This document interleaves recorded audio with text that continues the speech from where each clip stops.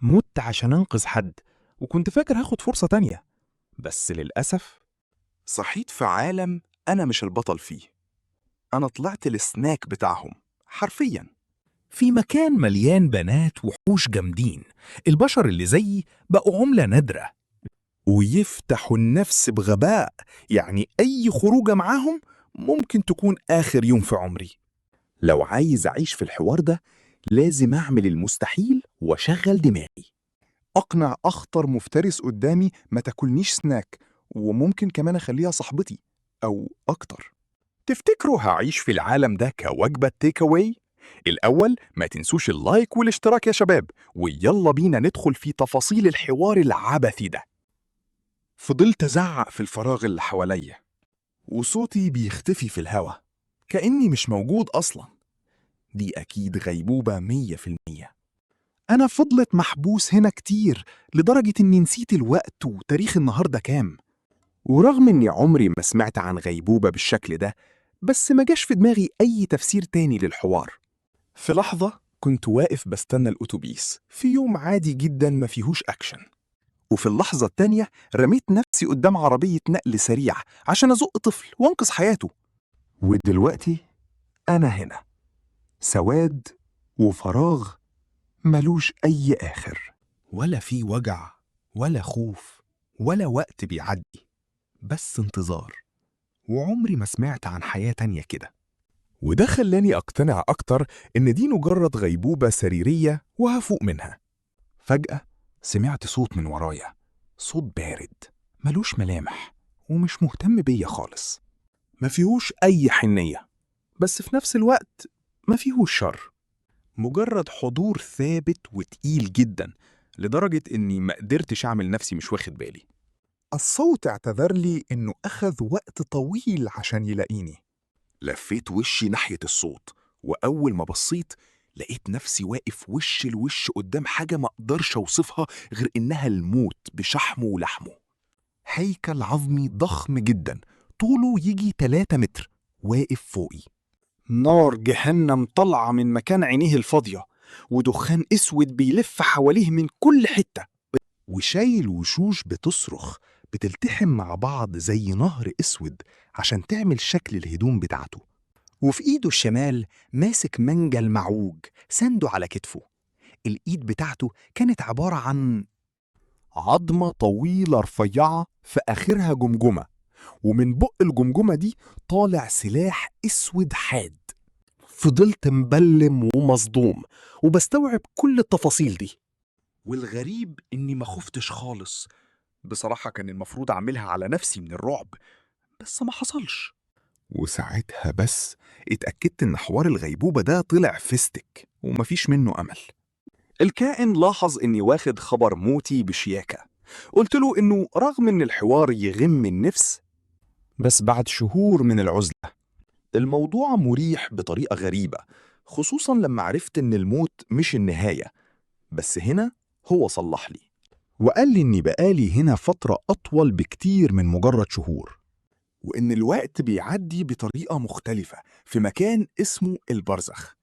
ده شد انتباهي جدا. وسألته هو أنا بقالي مسحول هنا قد إيه بالظبط؟ وكمان سألته لو هو حاصد الأرواح مثلا أو حاجة زي إله في المكان ده.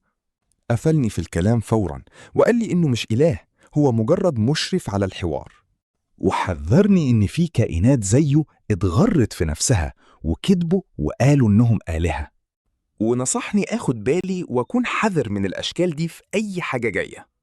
أنا اقتنعت بكلامه وحفظت النصيحة دي في دماغي كويس. بس اللي علق في دماغي بجد كان جملة تانية قالها، وهي حياة جديدة. فسألته وش كده لو ده معناه إني هتعملي لي إعادة تجسيد، والأهم من كده لو هروح عالم تاني. ما قدرتش أمنع نفسي أتخيل التنانين والأميرات وحوار الفانتازيا ده كله. وهو أكد لي الحوار ده فورا. وهو بيتكلم لف ظهره وبدأ يمشي في طريقه. اسمعوا يا جدعان، ورغم إن مفيش حواليهم غير الفراغ، بطلنا فضل ماشي وراه. الكيان ده شرح له إنه عشان اتخبط بتريلا في قانون غريب كده بيقول إنه لازم يتنقل لعالم تاني ويتولد من جديد بدل ما يكمل في طريقه العادي. الكلمتين دول وقفوا بطلنا للحظة كده. الواد استغرب وسأل لو خبطة التريلا دي بجد بتشغل نظام التناسخ لعالم تاني، عشان الحوار ده شكله كليشيه أنمي متكرر ومهروس ومش واقعي خالص الصراحة. الكيان رد ببساطة وقال له: الفن دايما بيقلد الواقع يا معلم. صاحبنا معرفش يرد يقول إيه أصلا، وبعدين افتكر فجأة الولد الصغير. سأل عليه وهو قلقان، كان عايز يعرف إيه اللي حصل له بعد ما زقه بعيد عن الطريق. قال له ما أقدرش أتكلم عن حياته بشكل مباشر، بس طمنه وقال له أنت فعلا أنقذت حياته يا بطل. لو ما كانش اتصرف الولد ده كان هيموت ويتولد من جديد كطفل صغير في عالم تاني قاسي جدا وصعب يعيش فيه لوحده. الكلمتين دول كانوا كفاية جدا ليه. حس براحة وهدوء غريب كده جواه، والأول مرة من ساعة ما الحوار ده كله بدأ معاه. كان بجد مبسوط وفرحان باللي هو عمله عشان الولد ده.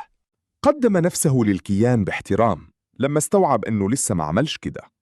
الكيان رد عليه الذوق بأحسن منه وعرفه بنفسه إنه مشرف الموت المسؤول عن العالم الجديد اللي صاحبنا هيتولد فيه دلوقتي. بعد كده بطلنا قرر يسأل السؤال الأهم واللي هيحدد مصيره.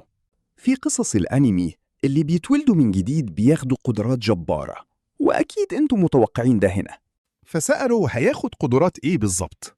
الرد جاله في الجبهة: ولا حاجة. قال له انت شخص عادي بزيرو قدرات، بس ضاف ان عشان هو قضى وقت طويل جدا في الفراغ ده، المكان اللي الأرواح بترتاح فيه بين الحيوات. الوقت اللي ضاعه هناك زود طاقة حياته شوية، بقى سناك صحي.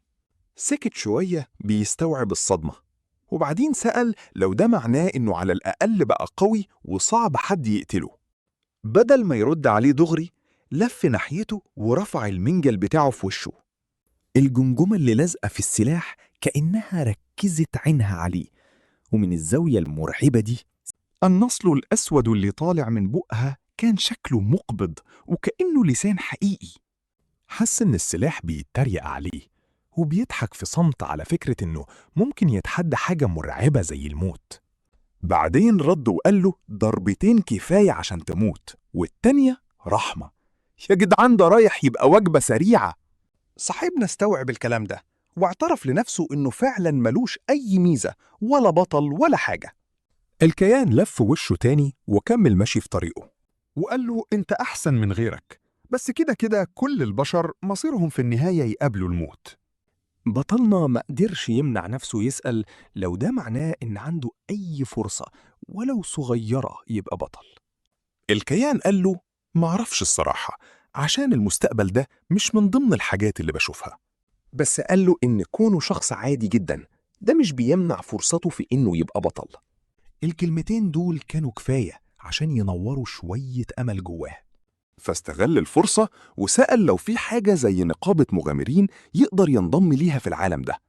قال له أول ما توصل هناك هتلاقي نفسك مرمي في غابة شرق مدينة اسمها جافي هاي، غابة كلها بنات وحوش، ولو عايز يعيش حياة مختلفة في هناك نقابة صيد وحوش، بس شكلهم هم اللي هيصطادوه في لعبة المواعدة العجيبة دي.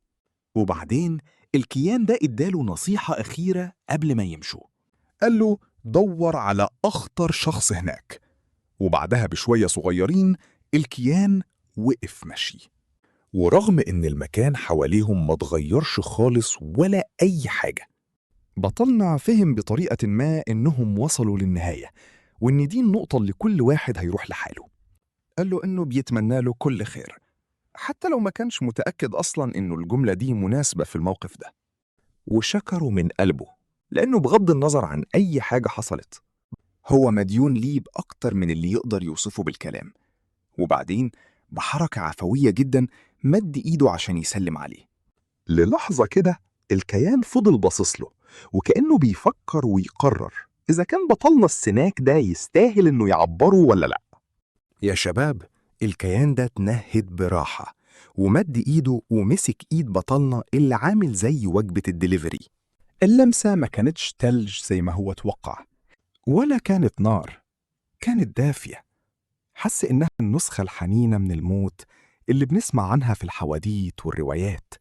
وفي اللحظة دي حس بثلاث حاجات غريبة متجمعة جوه الكيان ده: الصوت البارد، والمنجل المرعب بتاع الموت، والمرشد اللي بيطمنك بشكل غريب. الكيان ودعه وقال له يا ريت تبعد عني على قد ما تقدر، لأنه بيتمنى إنهم ما يتقابلوش تاني لفترة طويلة قوي. تسلم يا غالي. فجأة كده كل حاجة اتغيرت. نور فلاش ضرب في وشه والشمس عمته حرفياً. الهوا خبط في وشه وريحة الورد ملت المكان كله حواليه، وبقى سامع أصوات الطبيعة من كل حتة محوطاه. وبكده السناك بتاعنا اتولد من جديد بهيلث لا نهائي في عالم غريب. الواد فضل ماشي في الشارع وعينه رايحة جاية مبهور بالمباني وبأنصاف البشر اللي ماشيين وشكلهم كده عايزين يدقوه. أول ما وصل الغابة في البداية خالص كان في هيكل عظمي جنبه معاه شنطة ظهر سليمة بشكل غريب. لقى جواها هدوم جاية على مقاسه بالملي، وفهم بسرعة إنها هدية وداع من الكيان إياه، حاجة كده عشان تساعده يندمج وما يبقاش مكشوف. المهم هي دي بقى المدينة، شكلها بالظبط زي أي لعبة خيال أو أنمي في العصور الوسطى. عربيات بحصنة ماشية على طرق من الحجر، بيوت جامدة مبنية من خشب وحجر، وأعراق كتير ماشيين جنب بعض، وفي قلعة ضخمة واقفة بعيد كده على حتة أرض عالية. فضل ماشي على وصف الحراس، ولما وصل لتقاطع كده رفع عينه وبص على اليفط اللي متعلقة فوقه. الرموز اللي عليها كانت غريبة جدا، عبارة عن أشكال بأحجام واتجاهات مختلفة، واضح جدا إنها الحروف بتاعت العالم ده. بطلنا اتعقد وكان بيتمنى لو بيعرف يقرأ بجد، ورغم كده كمل في طريقه وحاول يعمل أقصى مجهود عشان يوصل بمطابقة الرموز وكلام الحراس. بعد شوية لفة وحوسة ظهر قدامه أخيراً مبنى كبير متكون من 3 أدوار، وفيه تمثالين لحيوان الجريفون واقفين على الباب، وما بينهم متعلقة يافطة تقيلة محفورة بنفس الرموز اللي مش بتتقري، واللي هو خمن إن ده اسم النقابة. أول ما حط رجله جوه لقى صالة استقبال ضخمة جدا ممتدة لحد الدور التاني، مكان مفتري. وفي بلكونة بسور لفة حوالين 3 جهات فوق بتربط الأوض وكشف اللي تحت، وسلالم واسعة قاطعة الصالة في النص وقسم المبنى كله لجناحين مختلفين عن بعض. على اليمين بقى كان في مطعم زحمة ومليان حركة وأكل رايح جاي، ومشاريب بتتقدم وجرسونات بيجروا وسط الزحمة. أما على الشمال الجو اختلف تماماً، حيطة كاملة متغطية بورق شكله إعلانات وظايف أو مهام، دككك مترتبة في النص، وصف من كاونترات الاستقبال مرصوص على الحيطة البعيدة. وكان في ناس متوزعة هناك، سحرة بعبايات وفرسان بدروع، وناس تانية شكلهم خطر بس في الهادي كده. أي حد فيهم كان هيبقى ملفت جدا في عالمه القديم، لكن هنا دول حرفيا مجرد ناس عادية في الشارع. يبقى هي دي بقى نقابة صيد الوحوش. المكان بجد تحسه طالع من أنمي أو لعبة، وكل الناس هنا شكلها وحوش قتالية، وهو مجرد وجبة سناك معاها 0 مهارات. وده بيخليه مش عارف مين أخطر حد ممكن ياكله حرفيا. دي بقت لعبة بقاء رومانسية مرعبة. صاحبنا دخل لجوه أكتر في المطعم وبدأ يمسح المكان بعينه، وهنا لمحها بنت من الوحوش قاعدة متدارية في الركن. استعدوا للعبة الديتنج المرعبة. يا جماعة بصوا، البنت دي كانت صغيرة بس فورمة ورياضية، ميكس بين النعومة وتقسيمة بطنها الباينة. طقمها كان بسيط وعملي جدا، طب قصير كده وأكمام شبك، وبنطلون واسع، شعرها الأسود الطويل مربوط ديل حصان عالي، وجصة نازلة على وشها مدياها شكل خطير. البنت بصراحة قمر جدا، بس مش ضعيفة.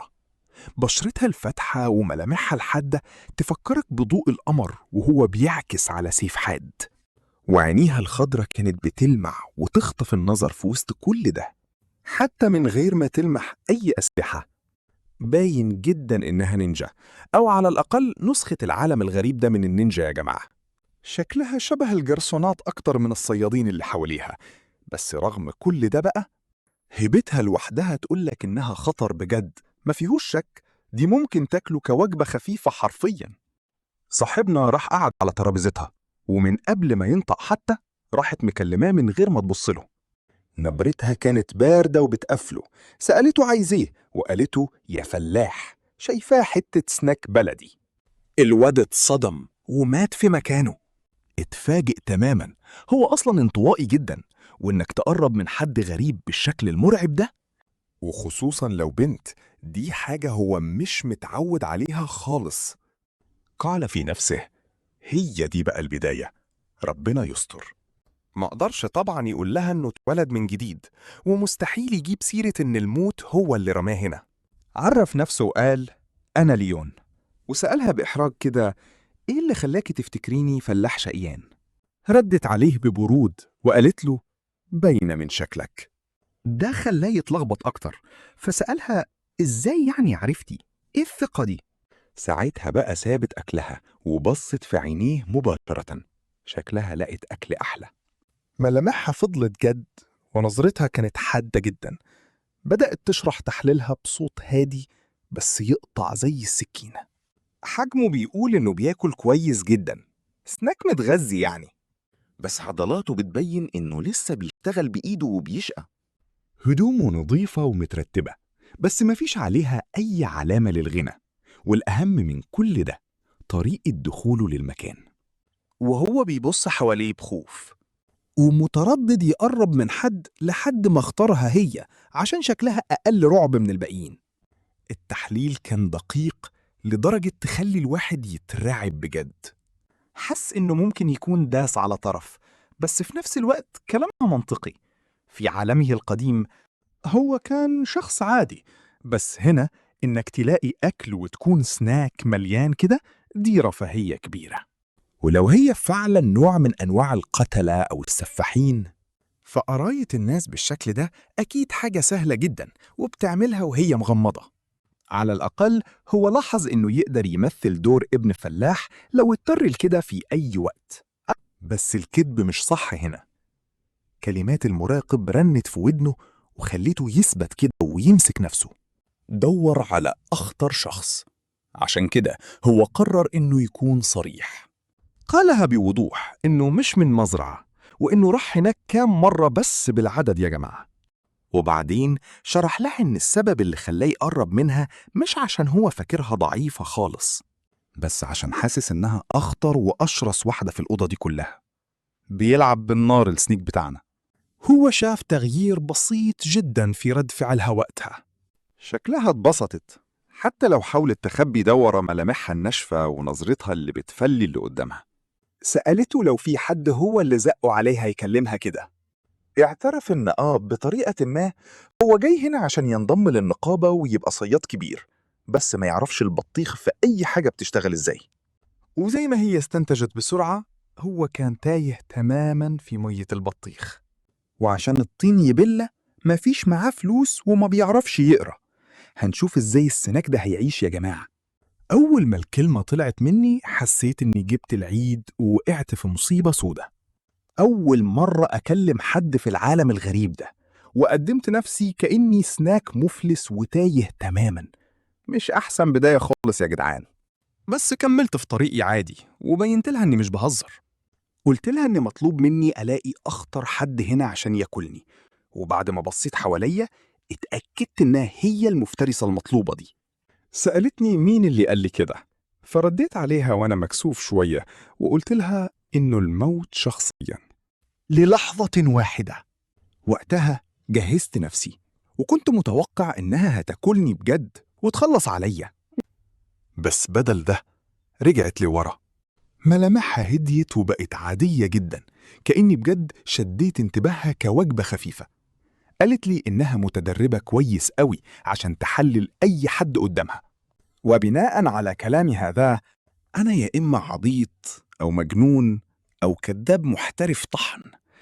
بس هي قررت تسايرني وتسألني أعرف إيه أصلاً عن الصيادين دول. ده لوحده حسيته انتصار صغير ليا. جمعت أفكاري كده واعترفت لها إن معلوماتي على قدي وبدائية خالص. الصيادين بياخدوا فلوس عشان يقتلوا الوحوش، وبيستخدموا السحر، وبيطلعوا في مغامرات مجنونة من وقت للتاني.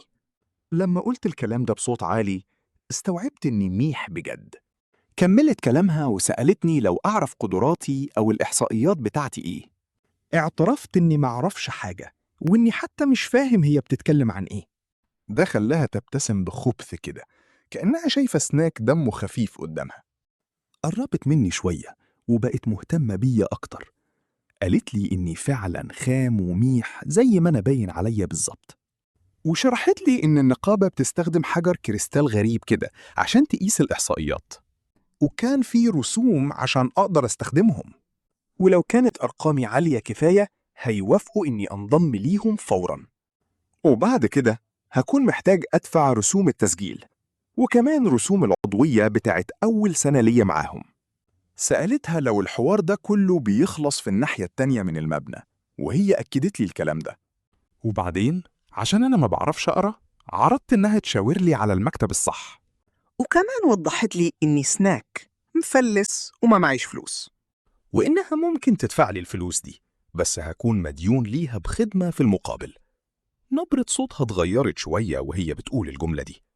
كان فيها هزار، بس كمان كان فيها خطر ما يتوصفش خالص. حسيت إنها مستمتعة بفكرة إنها ماسكة عليا زلة، حتى لو كان ده تحذير هادي منها. لقيت نفسي بسأل لو ده بيعتبر معاكسة من وحش، بس الموضوع كان باين إنه فخ مدروس أكتر من إنه هزار. كانت أرياني زي الكتاب المفتوح، وأنا أصلا ما كانش حيلتي حاجة أساوم بيها. عموما أنا كنت قررت أكون دغري معاها، فما كانش له لازمة إني أرجع في كلامي دلوقتي. قلت لها إن العرض ده قشطة جدا وموافق عليه. للحظة صغيرة ظهرت علامة استغراب على وشها قبل ما ترجع تاني لملامحها العادية.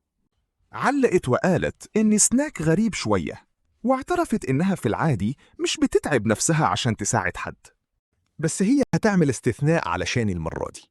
وبعد كده قامت وقفت وبدأت تمشي ناحية الجناح الشمال من المبنى ده، وأنا مشيت وراها. وإحنا ماشيين كده استوعبت إن في حاجة مهمة لسه ما سألتش عليها، فقلت لها إني حتى لسه معرفش اسمها إيه. ردت بكل برود وقالت ريكا. مشيت ورا ريكا في الجناح الشمال بتاع النقابة، وكان في موظفة واقفة ورا واحد من المكاتب هناك. ريكا اتكلمت الأول وشرحت إني جاي هنا عشان أقيس الإحصائيات والقدرات بتاعتي، وإنها هتدفع لي الرسوم دي كلها وهي واقفة تتفرج عليا. الموظفة هزت راسها وداست لايك وشاورت لنا عشان نمشي وراها، وخدتنا في طرقة كده ورا المكاتب. يا جماعة إحنا قدام أغرب قصة. البطل دخل أوضة خاصة وفي نصها ترابيزة ضخمة جدا. الرفوف والمكاتب مغطية الحيطان ومليانة صناديق، وموظفة الاستقبال بدأت تفتحهم واحد ورا التاني. طلعت حاجات كده شبه الزهر بتاع الطاولة. 3 ليهم 8 وشوش، و12 ليهم 12 وش، وكل واحد بلون غير التاني. ريكا قالت له إن دي نرد كريستال، وشاورت على ال3 اللي شبه الألماظ وقالت إن دول بتوع الخصائص الأساسية: المانا والتشي والجوهر الروحي. وال12 المدورين التانيين دول بقى بتوع القدرات زي القوة والذكاء وكده. صاحبنا اللي عبارة عن وجبة ده سألها عن الفرق بين المانا والتشي والجوهر وهو بيحاول يجمع معاهم. شرحت له إن التشي ده طاقة بتطلع من الجسم عشان تقويه، ودي الحتة اللي هي متخصصة فيها يا معلم. المانا والجوهر فكرتهم قريبة من بعض جدا، بس عشان هي شخصيا ما عندهاش الخصائص دي خالص. ما دخلتش في تفاصيل، قالت له بس إن المانا بتيجي من العقل، لكن الجوهر ده بيجي من الروح نفسها. وده خلاه يسأل سؤال تاني، فسألها لو ينفع الواد سناك ده يكون عنده أكتر من خاصية. أكدت له إن ده ينفع عادي، وزودت إن على حسب الخصائص اللي عندك دي ونسبتها قد إيه بالظبط، ده بيحدد شكل وطريقة أسلوب القتال اللي هتقدر تمشي فيه وتتعلمه. القدرات مهمة برضه، بس تمرينها أسهل بكتير، لكن الخصائص دي هي الأساس اللي بتبني عليه. طول ما خصائصك مش صفر هتقدر تتطور. الكلمة دي علقت في دماغ بطلنا الغلبان. صفر. بطلنا سألها لو ده بيحصل كتير، فردت عليه بنبرة كلها خبث، وكانت مستمتعة جدا باللقطة وهي بتقرأ رياكشنات وشه المصدومة بمنتهى السهولة. قالت له إن ده العادي وبيحصل أكتر ما تتخيل يابا. موظفة الاستقبال أدت له 15 حجر نردي كلهم. يعني كان وارد جدا ما يكونش عنده أي خصائص خالص حرفيا. المشرف قال له إنه متوسط، وهو افتكر إن ده عن قدراته، بس دلوقتي الواد المبقلص ده ما بقاش متأكد من حاجة. على الأقل كان عشمان يطلع له أي حاجة، أي حاجة والسلام. ركزوا معايا، دي لحظة الحقيقة. صاحبنا رمى النرد كله على الترابيزة وهو بيدعي ربنا يستر. فضلوا يتنططوا ويلفوا، وكل واحد نور بلونه الخاص قبل ما يستقروا في مكانهم. خصائصه وقدراته اتحددت خلاص. عينه راحت الأول على التلاتة اللي ليهم 8 وشوش دول. الأزرق جاب 0، راح باصص على الأحمر لقاه 0 برضه. طب الأخضر يا جماعة؟ يا دي النيلة، 0 هو كمان. قلبه وقع في رجله وهو باصص للنتيجة. يعني هي كده جابت آخرها، مفيش أي خصائص خالص. المشرف قال له إن عنده فرصة، بس فرصة إيه دي للواد السناك ده وهو ما عندوش أي حاجة يبدأ بيها أصلا؟ ريكا فجأة ضحكت وكانت مستمتعة جدا. قبل ما تلم نفسها وتقول له ما يبقاش محبط وشكله كئيب كده من دلوقتي، وراحت مشاورة ليه على نرد تاني مرمي على الترابيزة. الناحية التانية هي وموظفة الاستقبال كانوا باصين على نرد لونه ذهبي جاب 12، ودي كانت أعلى قيمة ممكنة تطلع له. اللقطة دي شدت انتباه بطلنا فوراً. لو دي أعلى نتيجة ممكنة يبقى أكيد معناها حاجة حلوة وهتنقذ الموقف. سألها دي قدرة إيه؟ وبدل ما تجاوب عدل، ريكا خبطته في صدره وقالت له إن النرد الذهبي ده بتاع الحيوية المفرطة وكل حاجة تانية. فيه كانت عادية، بس على كلامها حتة السناك ده هيبقى كيس ملاكمة ولا أروع. وبعدين بكل برود كده سألته لو ينفع تغز السناك ده وتاكله عشان تتأكد. الواد ما لحقش يستوعب لعبة الشقط المرعبة دي قبل ما يتخض، وقبل ما الحوار يوسع منهم موظفة الاستقبال اتنحنحت واتدخلت وبدأت ترصص له النتائج بتاعته بشكل رسمي جدا. صاحبنا جاب 0 في كل الخصائص ومتوسط في كل القدرات، ما عدا ذكائه اللي كان أعلى من المتوسط شوية، وحيوية لسه متأكدوش منها. واستأذنت عشان تروح تجيب حجر نرد أكبر شوية. يا شباب، دي عجيب لعبة مواعدات وبقاء. ريكا لفت باستغراب بتسأله إزاي ذكائه وصل 8، وده بالذات إنه ما يعرفش يقرأ أصلا. فاصلة بجد. صاحبنا اعترف إنه كان طالب في حياته القديمة وده عبد بجد، وده طبعا صدمها جامد قوي. غير الموضوع وسألها عن كيس الملاكمة وليه الموظفة بتجيب زهر تاني. ريكا فهمته إن قدرات البشر العادية آخرها من 1 ل10، ورغم إن في حاجات بتزودها في الخناق، 10 هي الليمت الطبيعي بجد. اللي بيعدي الليمت ده بيتسمى بطل، حاجة كده زي أبطال السينما أصلا. صاحبنا وقف لحظة وسألها لو ده معناه إنه بطل أو هام بجد. ضحكت وقفلت عليه، قالت له الأبطال كل قدراتهم فوق 10 أصلا مع شوية إضافات، أما بقى هو 0 إضافات وقدراته طبيعية زي أي حد عادي. بالحسبة دي ينقصوا 20 نقطة عشان يدخل النقابة أصلا، وعشان يسد الفجوة دي لازم هويته تبقى 2 و3 على الأقل، ودي مقارنة بقوة التنانين. ده خلاه يسأل الحيوية دي بتعبر عن إيه أصلا؟ عشان حتى لو كانت صحته حلوة مش منطقي الاتنين يكون حيويته قد البشر 6 مرات بس. عبث بجد. وضحت إن المؤشر مش مكتوب كده، الفرق بيكبر مع كل رقم زيادة. يعني الفرق بين 5 و6 أصغر من 6 و7 وهكذا بقى. وبخصوص معنى الحيوية أصلا، إصلاح الصحة العامة، تعافي الجسم والطاقة. ومعناته يعني من الآخر هو عادي بس صحته أوفر، سناك منعش للوحوش بجد. المشرف قال إنه قعد فترة طويلة قوي في الليمبو بتاعتهم دي.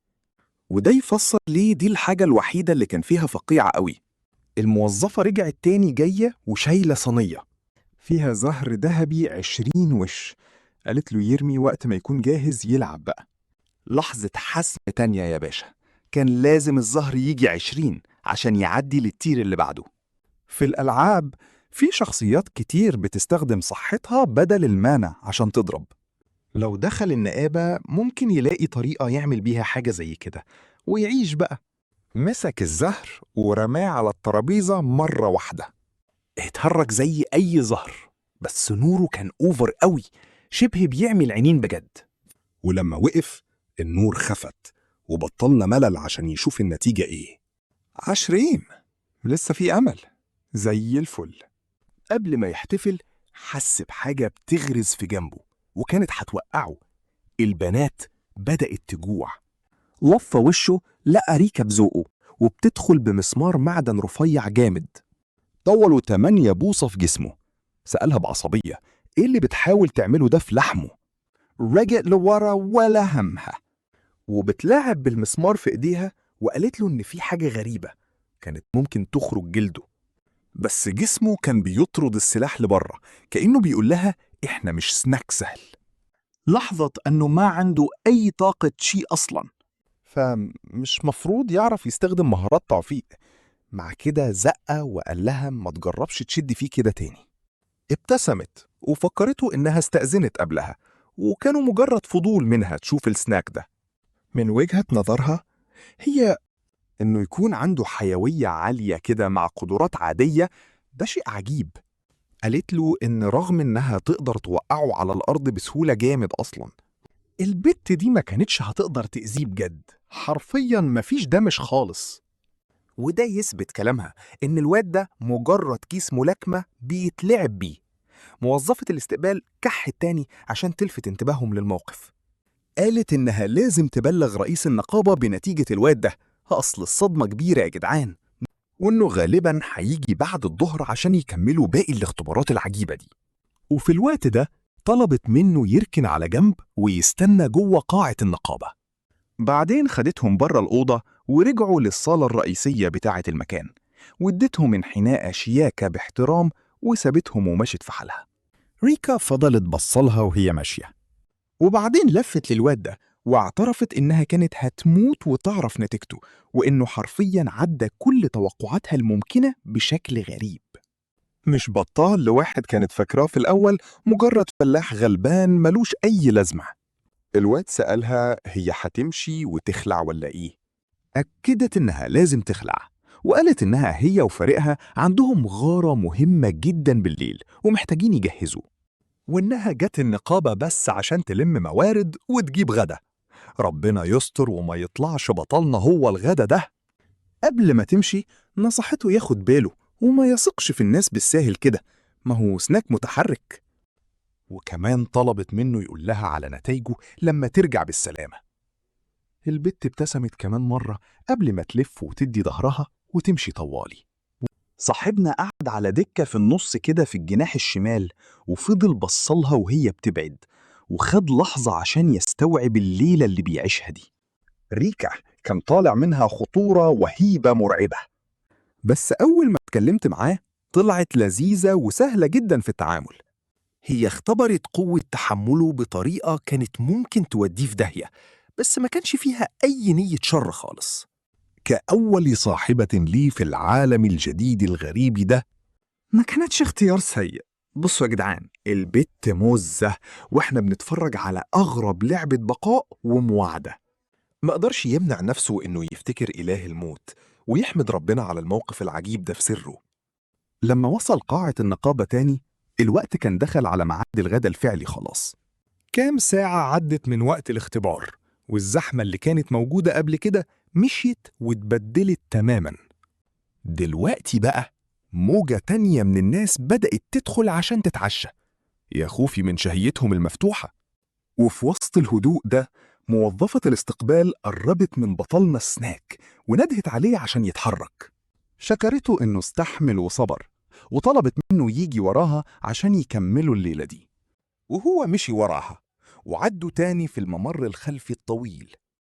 عدوا على نفس الأوضة اللي رمى فيها الزهر قبل كده، وكملوا طريقهم لحد ما وصلوا لآخر الممر خالص جوه. خبطت على الباب، وبعدين فتحته وشاورت للواد سناك إنه يدخل جوه برجليه. الأوضة اللي جوه دي كانت مكتب رئيس النقابة شخصياً. مكتب خشب ضخم واكل مساحة الأوضة، ومكتبات مالية الحيطان، وشبابيك عريضة بطول الجنب التاني بتدخل نور هادي ورايق جدا يفتح النفس. قاعد ورا المكتب راجل عجوز أقرع على الزيرو، بدقن بيضة طويلة واصلة لحد صدره زي الحكماء. وشه كان مليان تجاعيد وخطوط عميقة، بس عينيه كانت حادة وهادية جدا، وفيها هيبة وسيطرة مرعبة في صمت. لابس عباية رمادي بسيطة وبهتانة تليق براهب في معبد أكتر من مكتب رئيس نقابة. وعلى الرغم من سنه ده، جسمه باين عليه الفورمة والانضباط، كأنه متأسس بسنين من التمرين والتأمل. راهب عجوز شغال دلوقتي رئيس للنقابة دي. ما كانش طالع منه نفس الخطر الواضح بتاع ريكا، بس كان في شدة وهيبة ثابتة ورسخة كده تخوف بجد. صاحبنا قدم نفسه وشرح إنه موجود هنا عشان جاب 20 على حجر النرد الذهبي بتاعهم اللقطة اللي فاتت. العجوز قالوا يتفضل يقعد، وقدم نفسه باسم نادو، رئيس نقابة الصيادين في جي فاي شخصياً.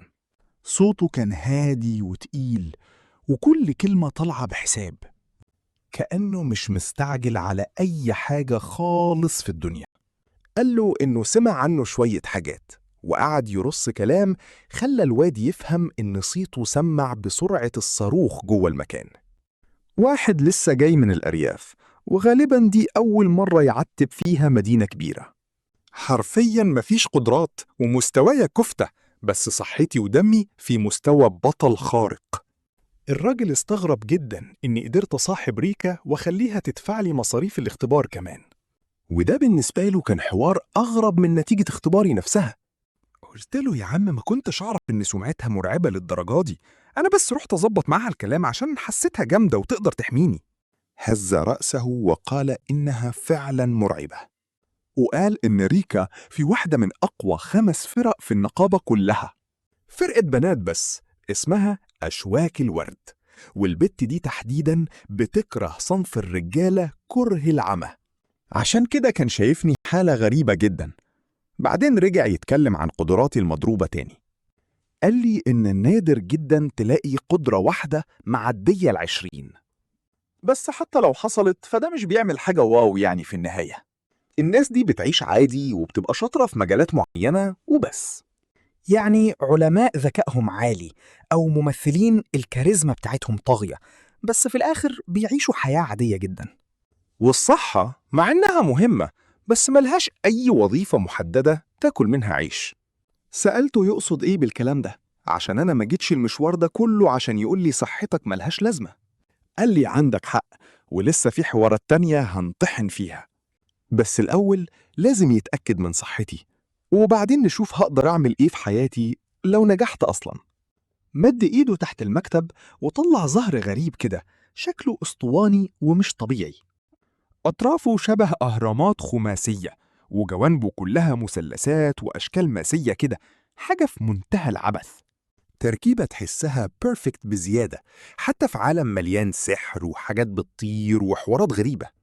قال لي إن الزهر ده سبيشال جدا، وممكن تستخدمه مرة واحدة بس في حياتك، ولما يترمى هيتقسم حتتين، واحدة بتطلع رقم العشرات والتانية بتجيب رقم الأحاد عشان يحسب النتيجة. بعدين قال لي ارميه وقت ما تكون جاهز، ورجعنا لنقطة الصفر ووجع الدماغ. رمية كمان ولحظة تانية هتحدد مستقبلي اللي في الضياع ده. محتاج 32 على الأقل عشان أعدي، وده قد صحة تنين كامل. مفيش ضغط خالص. رميت الزهر، وأول ما خبط في الترابيزة اتقسم حتتين وانفجر، وطلع نور فظيع عماني حرفيا. مقارنة بالزهر اللي فات، الحوار ده كان في ليفل تاني خالص، مرعب بجد. لا إراديا رفعت إيدي عشان أحمي عيني من النور الجامد اللي ملا الأوضة كلها. بعد ثانية النور ده اختفى. رمشت كتير عشان أظبط الرؤية، ووطيت لقدام عشان أشوف النتيجة الهباب دي. 0. أنا اتسمرت في مكاني وبحلق في الأرقام ومش مستوعب اللي أنا شايفه ده. 0. الكلام ده مش منطقي خالص. مش المفروض أجيب 20 على الأقل؟ ولا دي البداية؟ يعني لو جبت 1 يبقى 21؟ دماغي لفت وعملت ايرور وأنا بحاول أفهم العبث اللي بيحصل ده. نادو اتكلم بصوت واطي وقال إن دي مية حقيقية. الكلمة دي فوقتني من الصدمة ورجعتني للواقع. بصيت له وأنا بحاول أتأكد من الهبد اللي أنا لسه سامعه. قال لي إن الموضوع نظرياً مش متحدد لحد دلوقتي. غالبا مفيش زهر كبير كفاية عشان يقيس أكتر من كده، ومفيش حاجة قدرتها بتوصل للمية أصلا. يعني ال3 أصفار دول معناهم 100. للحظة حسيت إني جامد زحليقة، بس نبرته اتغيرت فجأة وبقت مرعبة ومقلقة جدا. ركزوا معايا يا جماعة عشان دي كارثة. في وحوش بتتغذى على صحة البشر زي مصاصين الدماء. وبالنسبة ليهم يا اسطى، أنا هبقى حرفياً سناك لذيذ ووجبة دليفري ماشية مليانة طاقة. وبما إن باقي قدراتي كلها كفتة، فمش هعرف أدافع عن نفسي خالص. هبقى صيدة. وقال لي إن بنات السوكيوبوس هجموا على المدينة. دي قلبت أغرب لعبة مواعدة رعب بجد. فجأة المعلم قام وقف وعينه قلبت جد جدا.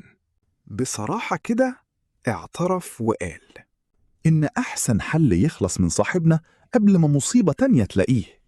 بطلنا فرمله فوراً وذكروا إنه من الصبح بيسأل إزاي يحول حيويته الجبارة دي لقوة حقيقية يقدر يدافع بيها. يعني لو الوحوش الأمارات اللي عايزين ياكلوه بيعملوها، يبقى أكيد في طريقة لصاحبنا إنه يعمل زيهم بالظبط. وده على الأقل هيديله فرصة يحمي نفسه من إنه يتاكل كأنه سناك. المعلم سكت شوية وبعدين اعترف إنه مش هينفذ فكرة القتل دي من الأساس، مش بس عشان هو أصلاً مش عارف يقتله إزاي بسبب حيويته اللي معدية الحدود، لكن كمان عشان هو مجبر غصب عنه يقبل طلب انضمامه للنقابة. نظرياً بطلنا اللذيذ مستوفي شروط النقابة، بس الراجل وضح له جداً إنه قافل منه ومش مبسوط بالحوار ده خالص. بعد لحظة قعد مكانه تاني وأكد له إن فعلاً ممكن ومتاح يحول حيويته دي لقوة، بس وضح إن الحوار ده ما يعرفوش غير الناس اللي سالكة ومحترفة في السحر الأسود المظلم. وحتى وقتها الناس دي بتشفط طاقة غيرهم بدل ما بيستخدموا طاقتهم هم شخصياً في العادي. لو بطلنا عايز يتعلم لازم يروح لواحد من دول، وطبعاً دي مخاطرة فيها نسبة غباء واضحة للكل، لأنهم غالباً هيشوفوه عبارة عن كنز أو وجبة سريعة أكثر من كونه بني آدم. الكلام ده منطقي جداً حتى لو ما كانش عاجب بطلنا المظلوم. ركزوا معايا، حالياً بطلنا فايدته للبنات الوحوش كوجبة شاورما أكتر من فايدته لنفسه. المهم سأل عن الخطوة الجاية. الراجل رد عليه وهو قرفان شوية وقال له إنه بقى صياد رسمي خلاص. يقدر يرجع بكرة يستلم كارنيه النقابة، وهيبدأ من تحت الصفر، يعني في أقل رتبة وهي المستوى الخامس. باقي التفاصيل كلها هيعرفها بكرة، بس الأهم من الليلة دي كلها حذره وشدد عليه إنه لازم يخبي حوار حيويته ده ويفضل في السر عشان سلامته وكمان سلامة كل اللي حواليه.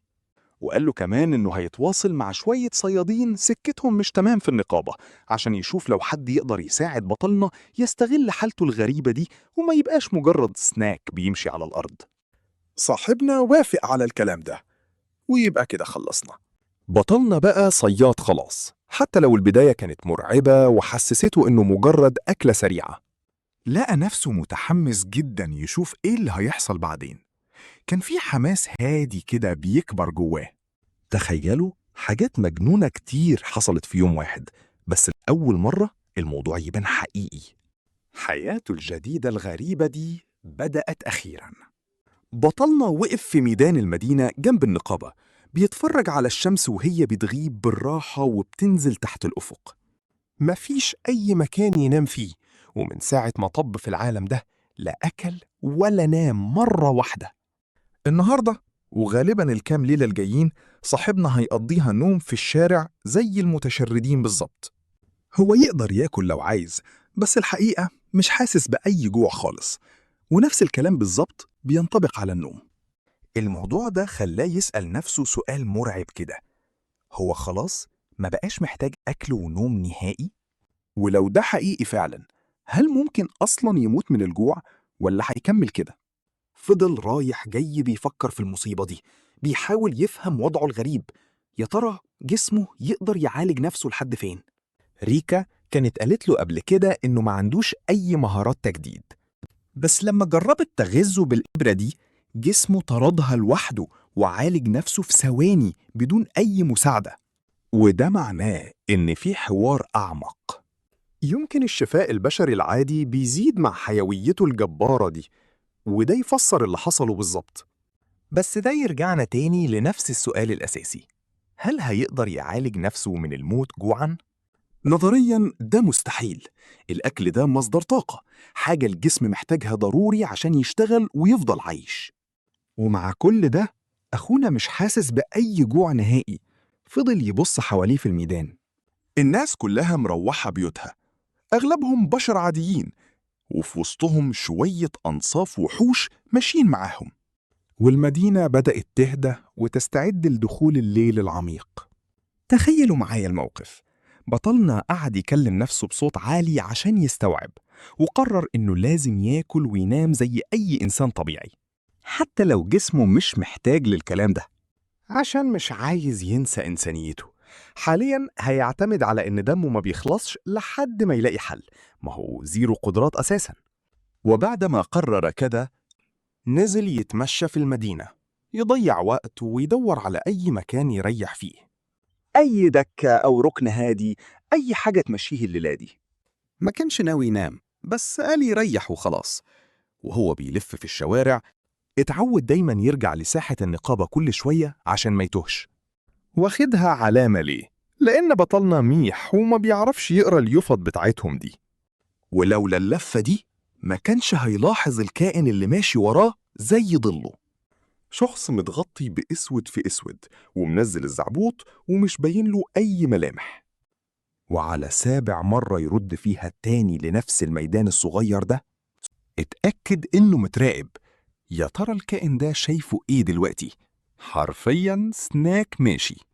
هو كده كده مش رايح حتة، ولا حتى بيحاول يهرب منه أصلاً. فكر يقف في النص كده ويروح يواجهه ويشوف حكايته إيه.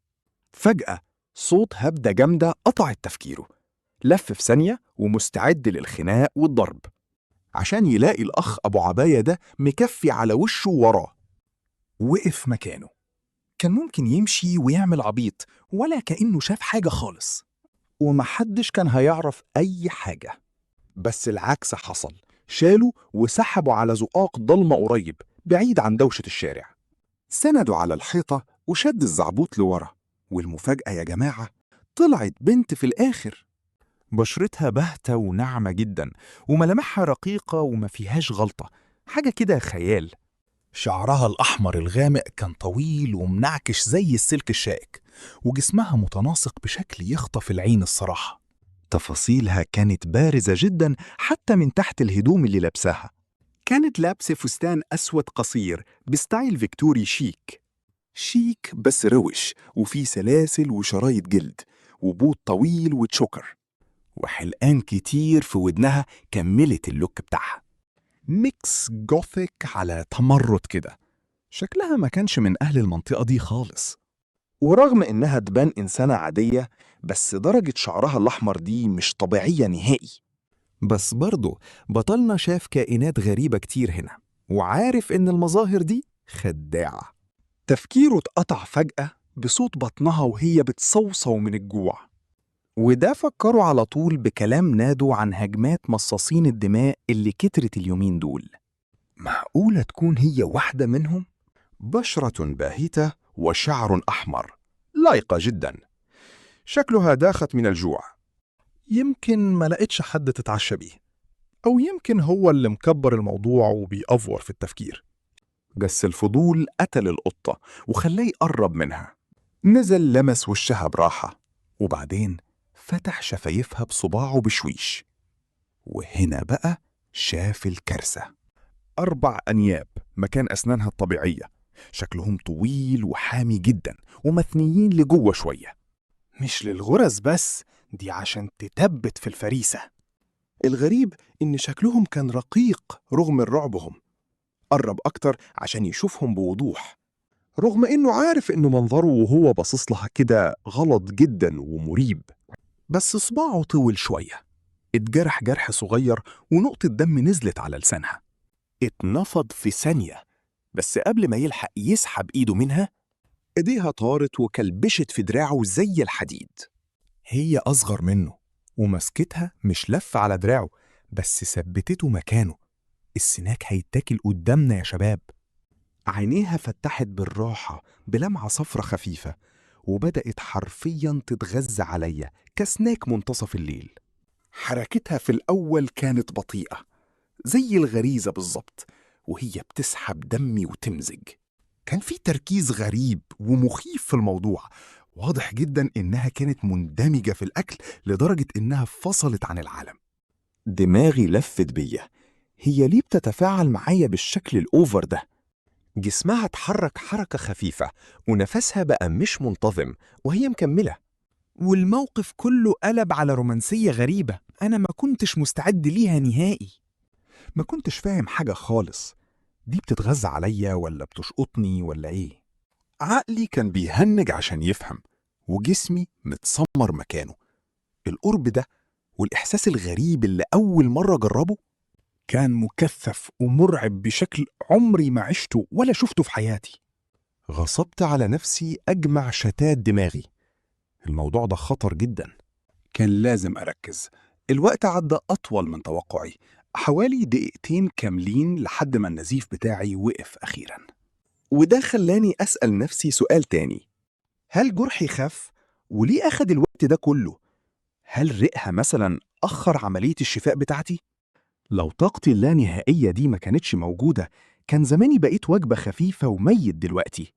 وفي النهاية حركتها بدأت تبطأ، رجعت لورا شوية ولحست آخر نقطتين قبل ما تسيبني في حالي. طلعت تنهيدة هادية، وبعدها صوت صغير كأنها مكسوفة من نفسها. وفجأة نظرتها اتغيرت، كأن الواقع خبطها على دماغها مرة واحدة.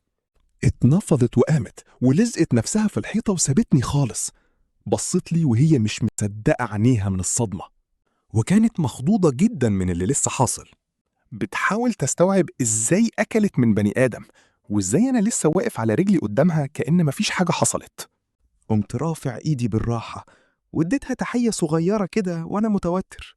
فضلت مبلمة، وبعدين بصت على صباعي اللي لسه عليه آثار العضة بتاعتها.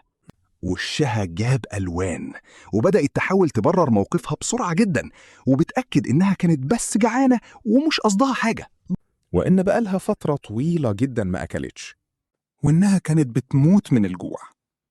وقفت أسمعها وبحاول أجمع معنى الكلام ده إيه. مصاص الدماء مش متعودة تاكل بشر، دي لوحدها حاجة غريبة، بس الأهم من كده مصاصين الدماء بيستخدموا الدم كمصدر للقوة بتاعتهم، وده معناه إن دي فرصة ذهبية ليا. قاطعتها بالراحة وقلت لها: أنا عارف أنت إيه، بس ممكن تعلميني سحر الدم؟ وهنا كل حاجة وقفت. تعبيرات وشها اتغيرت في ثانية، وعينيها ضاقت وهي مركزة عليا أنا وبس. الجو فجأة اتكهرب، وظهر خنجر مرعب في إيدها، لونه ضلمة وسائل كده.